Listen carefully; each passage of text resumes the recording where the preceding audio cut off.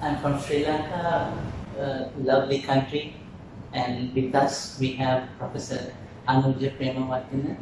And to make things short, Professor, if I'm going to give you an introduction, it will take a long time. Could you please introduce yourself? Thank you, Dr. Nizri. Nizri and myself. My name is Anuja and Premawardena. Both of us are in Vardhana, Thalassemia Center, the only Thalassemia Center in Sri Lanka which is dedicated to the care of adolescent and adult patients with thalassemia in this country. And I'm at present working as the consultant physician in charge of this center. Dr. Nizri is interviewing me today. He is one of the at present 4 medical officers who's in charge of this unit. Okay. Could you please start with could you please explain prevalence of thalassemia in Sri Lanka? Well, thalassemia is the commonest genetic disease, the single gene disorder in this country, and we have estimated that we have about maybe 2,000 patients who are taking treatment across the country. And patients are scattered in 23, 24 centers, but some of them are in large centers. In a center in North Central province, not in Kurunegala.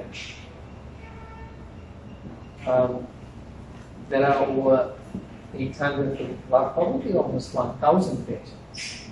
And ours is the second largest center in this country. We are treating over 400 patients. And there are a few other centers which have about 200 patients. And so essentially we have close to 2,000, which is a significant number. But I should also add that 2,000 is a very manageable number, a number which at the present time, if we do the things right, we as a country can cope if we do things right. Indeed, we are blessed to have free medical care in a developing country like Sri Lanka. Professor, could you please tell us how the management of patients is going on in Sri Lanka compared to the other regions? So that's a very important question, Nizri. I think the key point that you raised is that healthcare, just like education, is completely free in this country. When they mean free, the patient at the point of receiving care does not have to pay. But of course there will be a tax that everybody has to pay. And that means a lot to people. Education is free, which means that the general level of understanding about health and disease in the community is quite high. It is quite different from our South Asian neighbors, I understand. And when it comes to thalassemia care, unfortunately, the benefits of free health has not really reached the recipients, because Sri Lanka has achieved great milestones in health. We have eradicated malaria. In 2015, the last endemic Sri Lankan native case of malaria was taken. Filariasis is almost completely under control. And most of the infectious diseases are very much under control. And maternal mortality, infant mortality, vaccination, and all these primary preventive cares are almost in landmark levels, standing basically like exceptionally good statistics for a developing country. In fact, not just a developing country, they are on par even with the developed countries.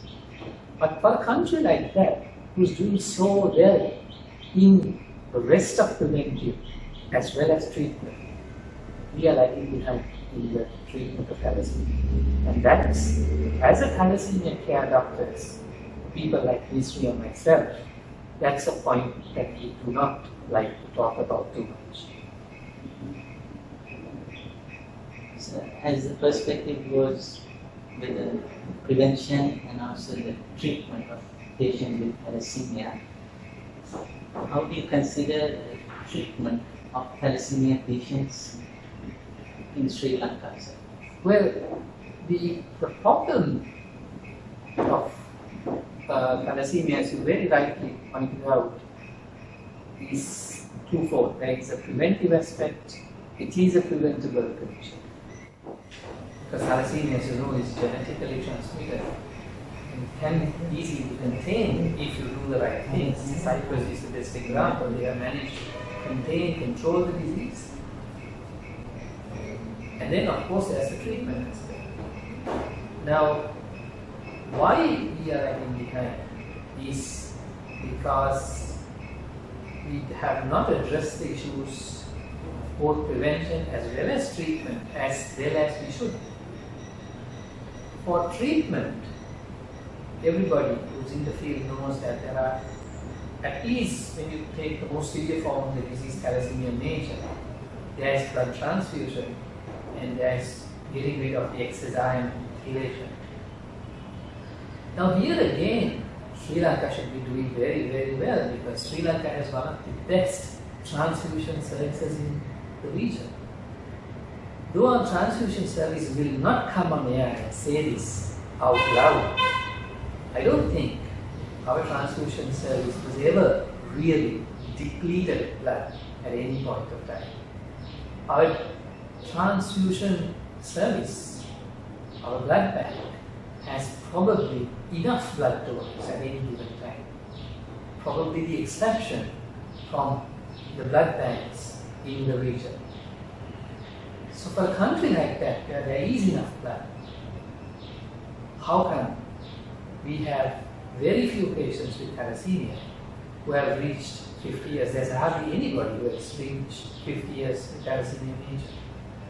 And that's very much because until the mid-1990s, no thalassemia patients had free access to transfusion unless they donated blood. So it was a problem of bureaucracy. There was no communication between the thalassemia doctors and the transfusion service doctors. And no one really knew that the thalassemia patients were dying of anemia. So again highlights that the thalassemia field had not kept on par just like the other preventive or treatment care. If we only did the right thing at the right time, I'm sure we could have kept up with Cyprus or kept up with Italy and the rest of the world because we had the resources even then.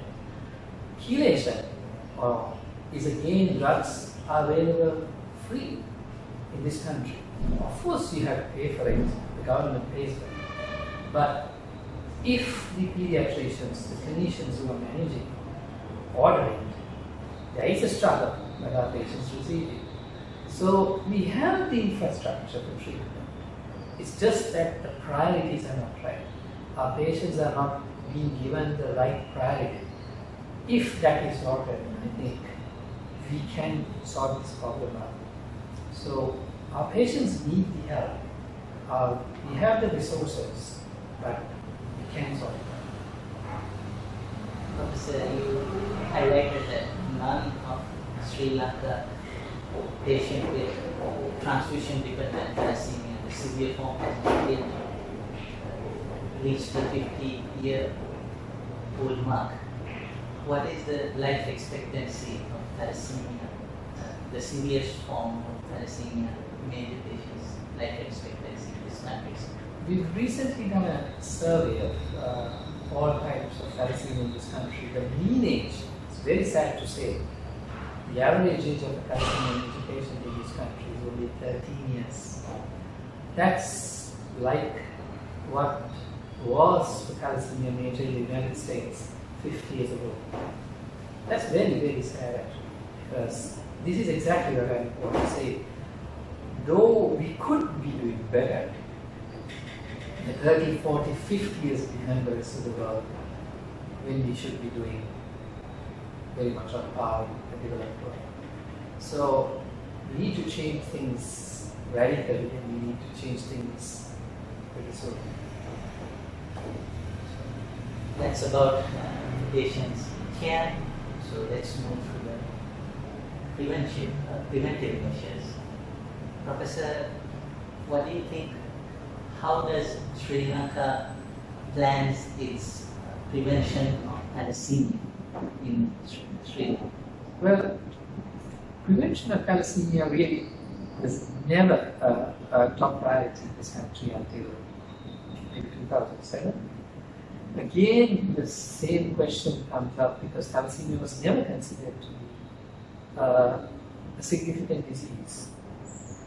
Probably because of the numbers, no one really considered that thalassemia was an important problem.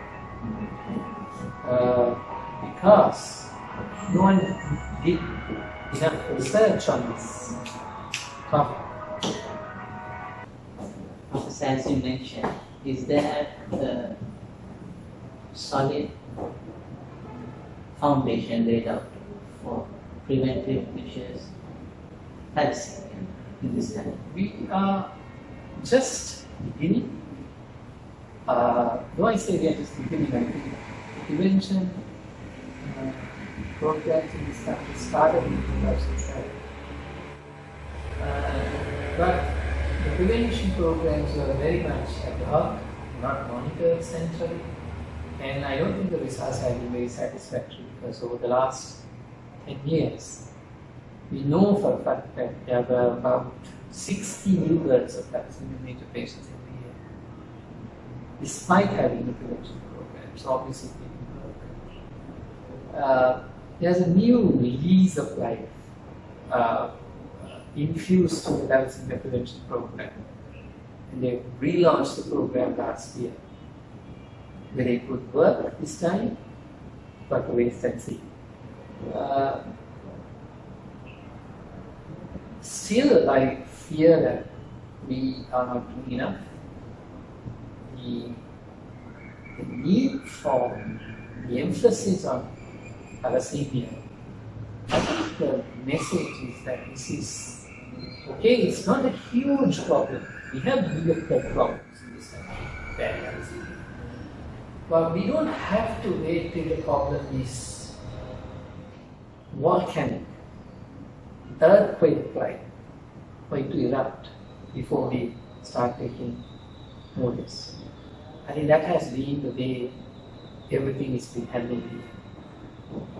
I think we should handle the problem right now before it becomes huge. We have the ability to do that. We should educate the medical profession, we should educate patients, the people. The people are literate, and we should send a message that our people, that this is a controllable disease, and we should probably get our officials, the politicians, the doctors, the students, everybody involved in this, and I'm sure we will achieve much more. As Professor mentioned, lack of awareness has been a huge problem for us in the care of thalassemia and also prevention of thalassemia. So finally, we would like to ask just, is there a message which you would like to present to the public? Very much so, because for the public as well as even to the medical profession, thalassemia is a neglected disease in this country. Over the last 20 years or so, there is really, from my perspective, I was induced into this field when I had the opportunity of working with the great in this field, probably the greatest in the field. I met this is David Vedra.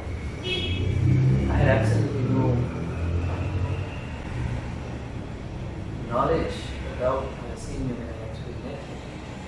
But I've been inspired by him to take on this field after having worked with him. And I realized that there is so much that can be achieved, even though this is a very limited disease, limited in many ways. But by contributing even a little bit, I think you can contribute change a lot for mankind and the society. I think all of us have to do our little bit, and that will change humanity for the better. Thank you, sir, in joining our journey to create a thalassemia-free Sri Lanka, hopefully. Thank you. Thank you very much.